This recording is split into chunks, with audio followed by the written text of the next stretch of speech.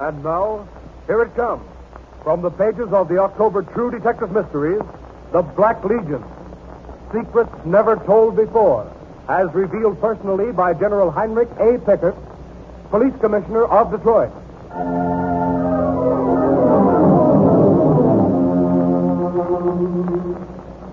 Out of the sinister fog of whispers and the mark of blood and tears comes the truth about the Black Legion.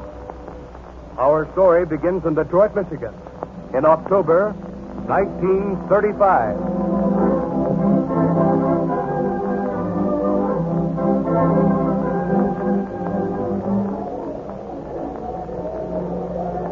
It's the last half of the ninth inning of this World Series ball game. Tommy Bridges, Pike Stars, Detroit pitcher, has just checked the rampaging Cubs. And if he comes to... Oh, gosh, that radio tube's gone again. Goose Gosling will be up in a minute, and I won't be able to listen. Oh, Charlie, I'm awfully sorry.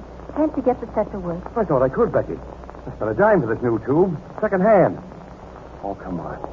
Oh, now please stay on. Oh, that dime was for car fare, too. Did Daddy walk back from the factory today again, Mother? I'm afraid so, dear. When Daddy gets a job, can I have my dolly set? You'll have a brand new doll when Daddy gets a job. Hand me those pliers, will you, dear? Here you are, Daddy. Thanks.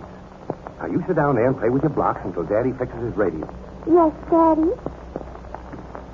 Is this S, Daddy? Yes, dear. Yes, that's an S. And up on your hand now, that's a K. Oh. Now, if I can get these tubes switched around, I sort of play now. Let's see. There you are. That's it. A single by Johnson, a clean hit by the Goon. Crawford is scoring the second of the winning run, and it's the Tigers' ball game of the World Series in Detroit. The crowd is going wild there. Oh, it's too bad it broke again, Charlie, and you love baseball so much. What a game, eh, Becky? Uh-huh. I'm glad Detroit won. This is a World Series town now. Maybe that'll mean that people will be feeling better and there'll be more jobs. I pray that you're right. Mother, can Daddy go for a walk with me in the park now? Oh, Mary, Daddy's tired, dear. He's been walking all day. Sure. Walk and go fast. You run along out in the yard, Mary. Daddy will be there in a minute. We're going for a walk. We're going for a walk. How do you feel, dear? Better since you came home. You always bring me strength to carry on. This time, just a moment. Sure, dear.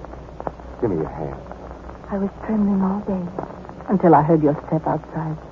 I was thinking of how we'd feed another baby. Sure. I know.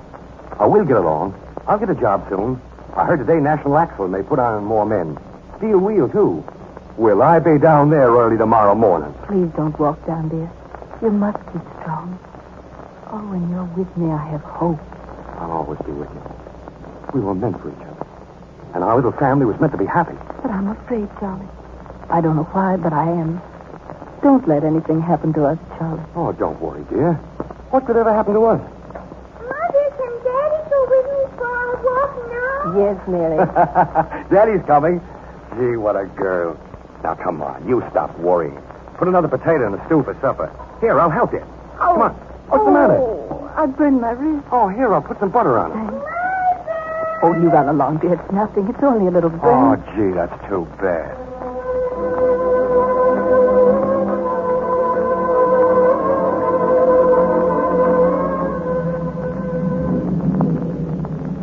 I hear Becky Poole burned her hands. Charlie was helping her with the cooking, and she scorched herself. Just the other day. I hear Charlie Poole burned his wife's arm. They say that among... I heard Charlie Poole branded his wife. Think we'd better have a meeting. Send out the call.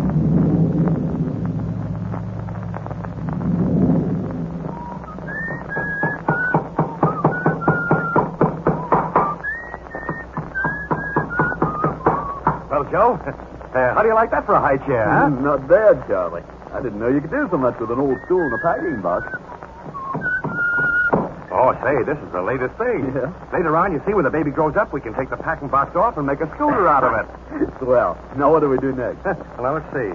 Well, a couple of these floorboards need to be taken up. Yeah, they're pretty rotten, all right. Yeah. Oh, gee, I'd like to have everything fixed up when Becky gets home from the hospital. You see, Joe, we're moving in here because the landlord said he'd give me 3 months free rent if I'd fix the place up. Oh, it sure needs fixing. Not a bad break at that. Oh, boy. It was like manna from the sky. I'm sure glad this winter is over. Gee, a day's work here and another day's work there, boy. Bad, all right. Think you'll get that job down at the Axle Company? Sure. You know, Joe, they've been talking to me about playing on the factory baseball team. Catching? Sure, my old position. And you know, you don't play on the ball team unless you're working. Yeah, it's a fact. What does Becky say about it? Oh, I told her at the hospital last night. Oh, gee, was she glad. I'll bet. Well, Charlie, what's it going to be this time? A boy or another girl? A boy. And I'm going to make a baseball player out of him. Fine. Good luck. Well, I'll get these floorboards squared Well, up. I'll scout around out the backyard for some lumber. Well, what is it, Mary? I'm Mary here to see Daddy. Oh, well, you tell him to come in. Up those steps, mister.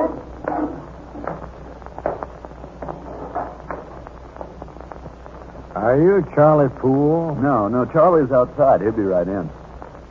Nice spring day. Is it? I never liked the month of May. Tough on the calendar. Well, I got the boards, Joe. I think these will do to patch that floor. A gentleman here to see you, John. Oh. How do you do? Are you Charlie Poole? Yeah, that's me. I'm from the National Axle Plant. You see, we're having a baseball party tonight. Yeah? Yes, we're going to be measured for suit. Oh, gosh, that means I get the job. Now, if I send a man for you in a couple of hours, can you come? Well, yeah, I was going to see my wife over the hospital. You see, she's Well, look, Charlie, I'll take a message to Becky. She'll understand. Will you, Joe? Sure. Say, that'll help an awful lot. I can count on you then. Sure, you bet. Tonight? I'll send for you. You'll hear from me. Fine, thanks very much. Boy, oh boy, put it there, Joe. That means the job. Say, who is that guy? I don't know, but he's good news to me. Well, I don't like that frozen map of his. Maybe so, but he's Santa Claus to me. Don't you see, Joe? This means steady work for me. You got to work at the factory before you play on the ball team. Hey, Mary. Mary. Yes, Daddy. Oh, come here. Come here, dear. Daddy's got a job. Daddy's got a job. Daddy, my Daddy.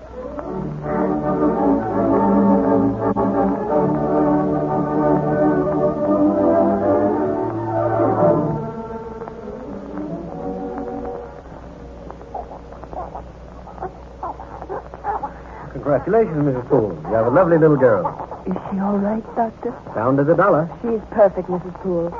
And just listen to her. Let me see her, please. Well, all right. Pull her over here, nurse. Pull the blanket back from my head. Yes, Doctor. Hasn't she the cutest nose? See, Mrs. Poole? Oh, my darling. My baby. I suppose your husband will be ringing all the bells in Detroit soon. I suppose so. He doesn't know about the baby yet. Celebrating already? Oh, no. He's at a baseball meeting. A friend brought the message. Baseball at this time of night? Charlie, he's going to play on the baseball team at the factory. That means work. A steady job. I'm so happy. There. Oh, my baby.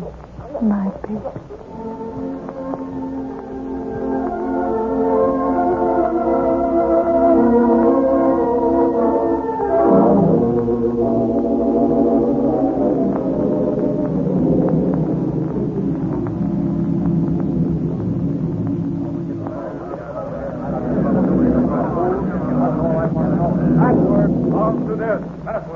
Under the star of a god. Come on. I know, but listen to me a chance, will you? My wife's in the hospital, I tell you. I've got to see her tonight. Shut up. Get over there under that tree. You too.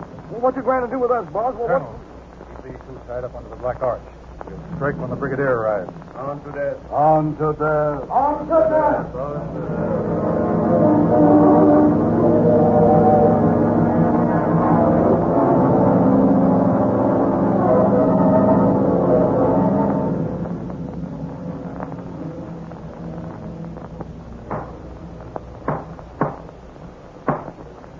In the name of our Black Legion, this meeting is open. Lieutenant, before we journey to the Black Arch, we must bring in the new brothers. Are the candidates present for the final rites to our holy order? Sure, Present, Brigadier. And are they blindfolded? They're blindfolded, Brigadier. They are ready for initiation into our Black Legion? On to death. On to death. They are, Brigadier. They're outside. Shall I bring them in? Bring them to the sacred rostrum, Lieutenant.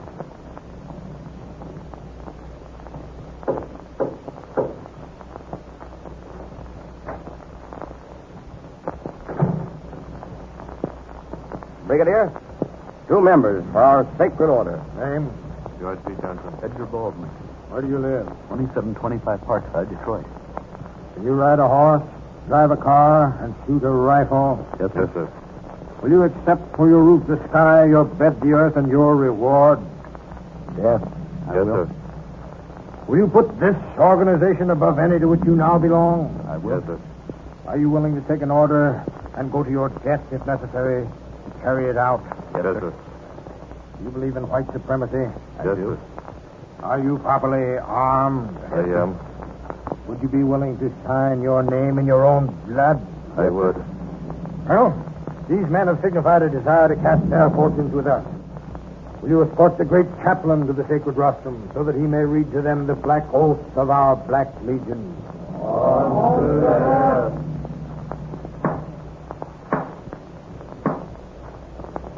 I, the great chaplain of this, the Black Legion, am about to give the black oath. Colonels, point your gun to the heart of the candidate until the oath is administered. We are ready. By the powers of light and darkness, good and evil, I pledge and consecrate my heart, brain, and body, and swear to devote all my life to the obedience of my superiors. I will show no mercy, but strike with an avenging arm as long as breath remains. Before violating a single clause, I will pray that my soul be given unto torment, that my body be submerged in molten metal forever. In the name of the Black Legion, do you so solemnly swear? I do swear. Remove the blindfold.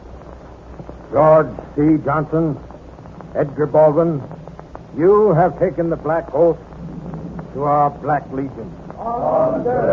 And now we must ride to our meeting place, out under the Black Arch. There in the custody of our brothers are two enemies. On to death! On to death! On to death!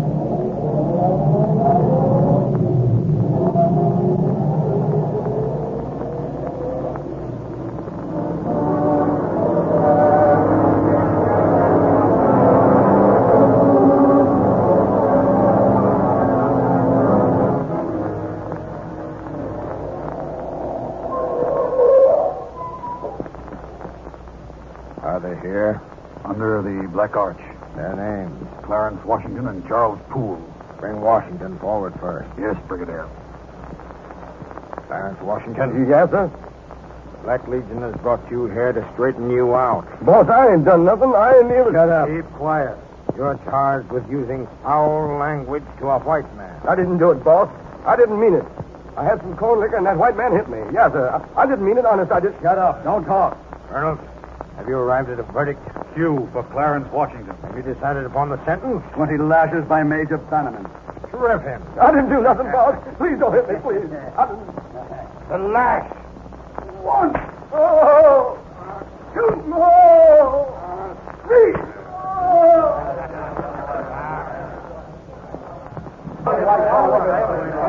18. 19. 20. Throw him over there in the ditch. Get out of there. Now bring Charles Poole forward. Charles Poole, you are charged with branding your wife with hot iron. What? I didn't do anything to my wife. I love my Becky. I wouldn't hurt her. Shut up. Colonel, have you arrived at a verdict? You for Charles Poole. Have you decided upon the sentence? Death by Jason Dean. I didn't do anything. You've got to believe me. Ask Becky. Ask anybody. I didn't hurt her. I didn't burn her. You're making a mistake. The Black Please, Legion, please. the Black Legion never makes a mistake. Q for Charles Poole. You ready, Dean? Ready. Both guns. Oh, please don't. Don't. You're making a mistake. I didn't hurt my Becky. Don't shoot me. Don't, please. My wife, my little girl, my baby. Ah!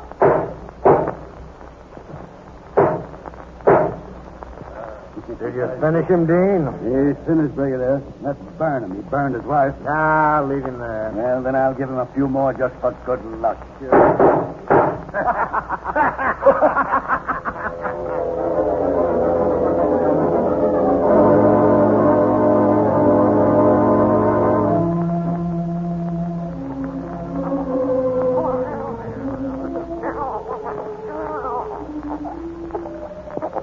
There, darling, there. Don't cry. See, your big sister Mary's here this morning. Oh, Mother, Mother, I think she's beautiful. May I take care of her when she comes home? Of course, dear.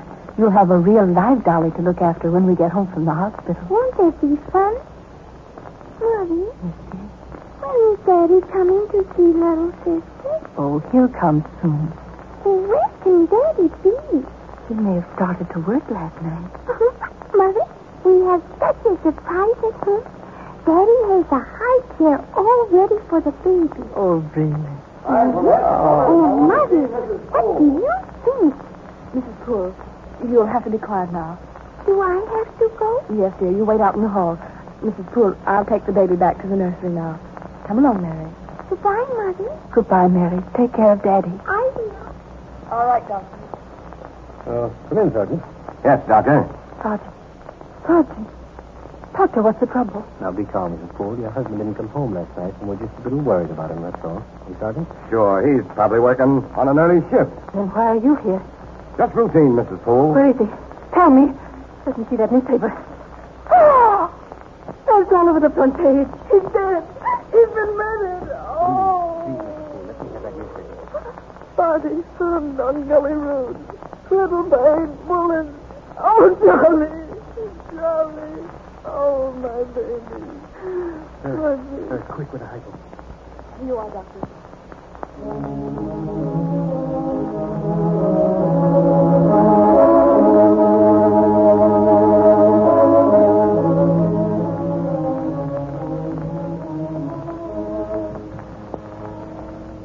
Inspector, this case is getting tough already. That's right, Sergeant. I thought it might have been a gang murder at first. But what gang would want to take a man like Charles Poole for a ride? Yeah, 27 cents in his pocket. A second-hand suit on his back.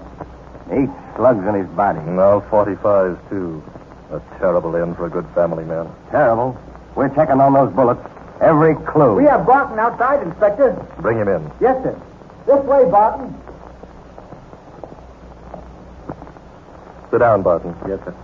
Barton, were you with Poole on the night he was murdered? Yeah, I was helping him fix up his house out on Kinstry Avenue. What was this baseball meeting he was supposed to attend? Well, this man came to the house and told him about it. Said he was from National Axle. Said they were going to be measured for suits. What's the report on that, Sergeant? Well, National Axle says they weren't considering Poole for the team. Didn't even know about him. Mm-hmm. Barton, did Poole know this man who came to the house? No, when he came in, he asked if I was Poole. Would you know this man if you saw him again? I sure would. He was tall, had gray hair at the temples, regular poker face. Barton, this is 1,000 to 1 shot. We've got to make it. If you ever see that man again, get to a telephone right away and call me up at headquarters. Here's my card. Sergeant Harbaugh. I will, Sergeant. Charlie Poole was my friend.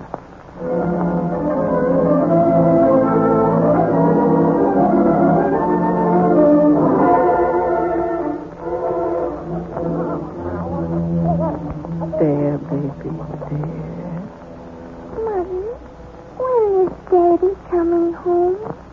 It may be a long time, Mary. But it has been a long time already. I want him to tell me good night. Go to sleep, darling, and pray for Daddy.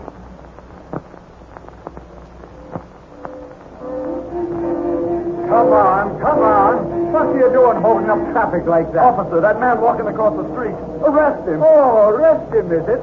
And who are you to be ordering the police to make an arrest? It's about the Poole murder. Oh, is that so? Yeah, here's the card Sergeant Harbaugh gave me.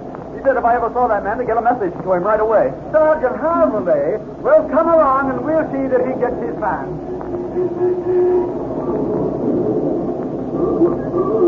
Is this the man? That's the man. Hey, you!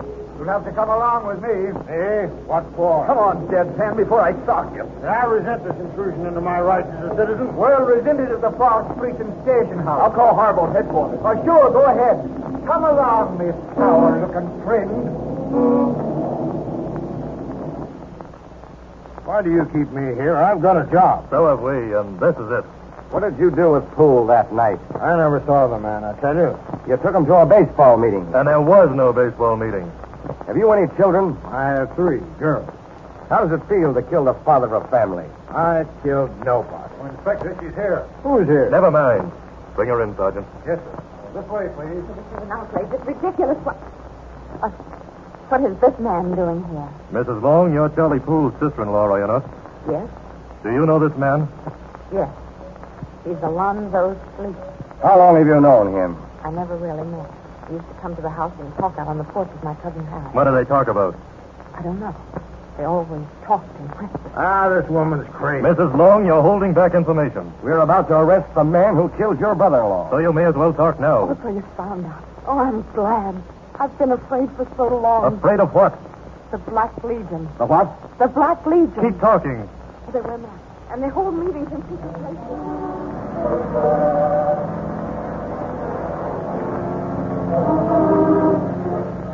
And so on the night of May 22nd, 1936, as the wings of death hovered over them, the police of Detroit, after hearing Mrs. Long's amazing story, cast their net with the suddenness of lightning.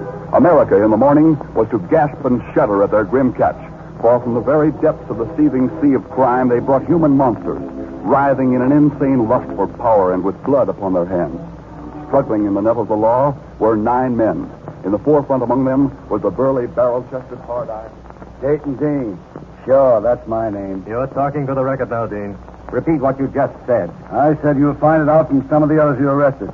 So I'll tell you myself. I'm the one who killed Charlie Poole. What did you kill him for? Well, they said he burned his wife. We can't stand for that. Who is we? The Black Legion. That's one of our principles.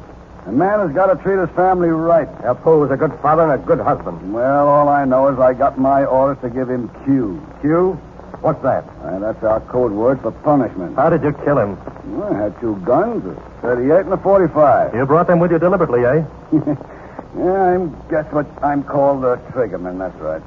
And you fired both those guns into Charlie Poole? Yes. I read where they only found the 45 slugs in them. I guess the 38s went wild. Did anyone order you to kill Poole? Yeah. Brigadier Sleeper. Brigadier? Where did he get that title? Well, you see, we are all organized like an army. We have companies, battalions, and regiments. Sleeper is brigadier of our regiment. Here is what Commissioner Pickard had to say about the smashing drive the police are making in Detroit. Quote, "The capture of Dayton Dean is only the beginning. I want the public of Michigan to help uproot the entire Black Legion. Men and women who have been terrorized by these sinister night riders can come forward now, no longer afraid, and unburden their tortured hearts of the black secrets they've been forced to shelter. The Black Legion has been entrenched in other states besides Michigan. I want my listeners to tell police of any Black Legion crimes they might have heard about." Oh, yes. They took my husband out at night and probed him. He ain't been the same since. Almost out of his mind. Yeah, I heard they were coming placing the milk in the whole neighborhood. You want to drive out this one milk? There are 2,100 members of the Black Legion in Flint, Michigan alone, and a woman's auxiliary, too.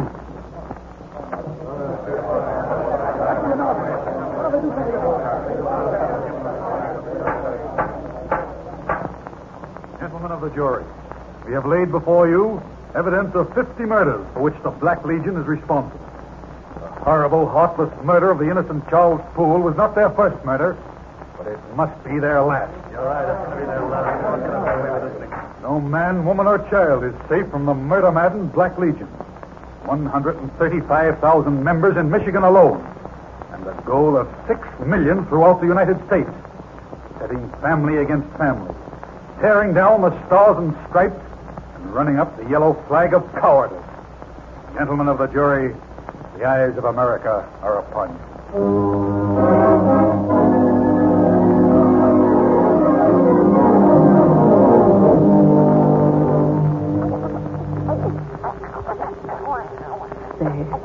There, baby. Mother's here. Mother, this is the only letter Daddy didn't teach me. What's the letter on this box, Mother? Q, Mary. That's for Q, dear. Mother, when Daddy is coming home, when is he coming home to little sister and me? Please tell me. I wish I could, Mary. Oh, I wish I could.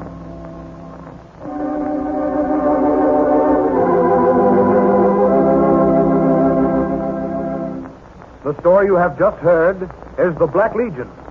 Secrets never told before, as revealed in the October issue of True Detective Mysteries magazine by General Heinrich A. Pickert, Police Commissioner of Detroit, which has been transcribed by Transamerican.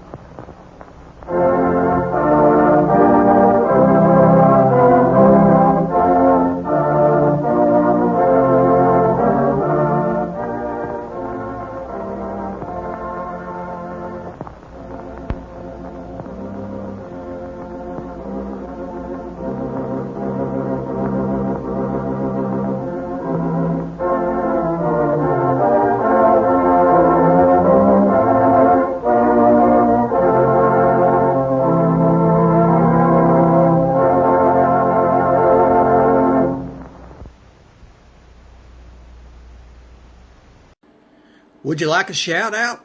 Leave a comment in the section below. Tell me who you want to shout out to, who you want to shout out from, and we'll get it up here for you. Hey, we want to say thanks for tuning in. Please like and subscribe so you don't miss any. Got a lot more of these up there. Go check them out under the playlist. Leave us a comment. Tell us what you want to see, what you think, and we'll see you next time.